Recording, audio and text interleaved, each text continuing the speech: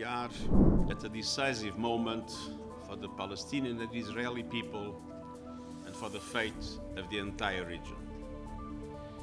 An agreement between the government of Israel and the leadership of Hamas is essential to stop the unbearable suffering of Palestinians in Gaza and of the hostages and their families. It would be tragic if weeks of intense diplomatic activity for peace in Gaza yield no ceasefire, no release of hostages, and a devastating offensive in Rafah.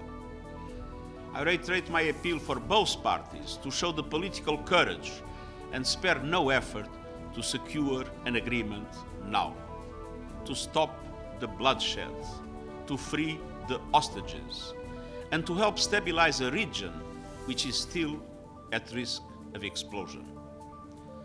This is a crucial opportunity that the region, and indeed the world, cannot afford to miss. Yet things are moving in the wrong direction. I'm disturbed and distressed by the renewed military activity in Rafah by the Israeli Defense Forces. The closure of both Rafah and Karem Shalom crossings is especially damaging to an already dire humanitarian situation. They must be reopened immediately. Just to give an example, we risk running out of fuel this evening. I urge the government of Israel to stop any escalation and engage constructively in the ongoing diplomatic talks.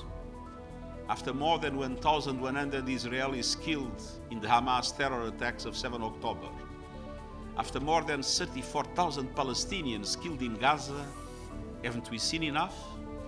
Haven't civilians suffered enough death and destruction?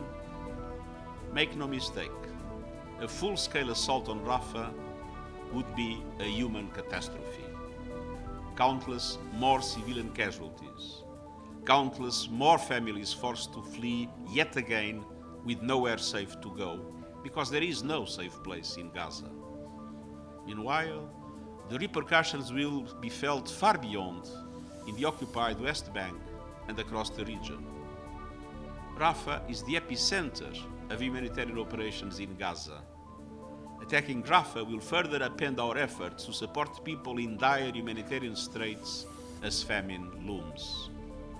International humanitarian law is unequivocal.